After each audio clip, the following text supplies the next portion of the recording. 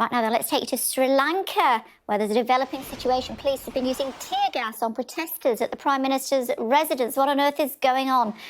Let's take you to Colombo. Nicole is standing by. Nicole, tell us more. Thousands of people have been streaming towards the Prime Minister's office. This is one of the buildings that they haven't occupied. The reason they're heading down the road there is because they want the Prime Minister, Ranil Wickremesinghe, to resign, along with the President. Now, the President, Gotabaya Rajapaksa, is set to resign. As we know, he's already left the country.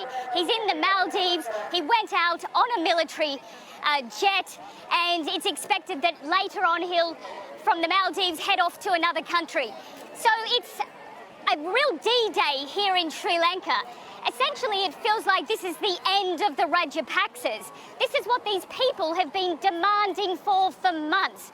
They've been on the streets, they've been enduring hardship, the country's economy has collapsed, they're fed up with it, but clearly the potential of today's resignation that we're expecting of the President isn't enough for them. They want him and all of his cronies out of the country.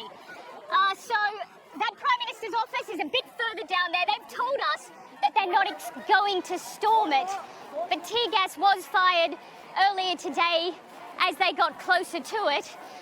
Whatever happens though, Sri Lanka is still in a dire economic situation.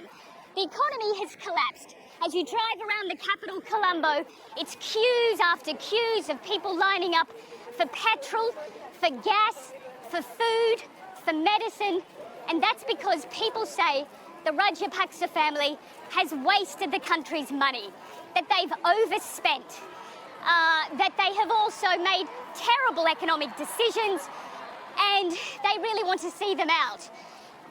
People are having a hard time even surviving on a day-to-day basis. 1 in 5 people are hungry here right now, and today we're going to wait and see whether people end up celebrating the end of the Rajapaksas, whether they eventually decide to move out of the buildings that they have occupied in Colombo, or whether they continue their protests on the streets.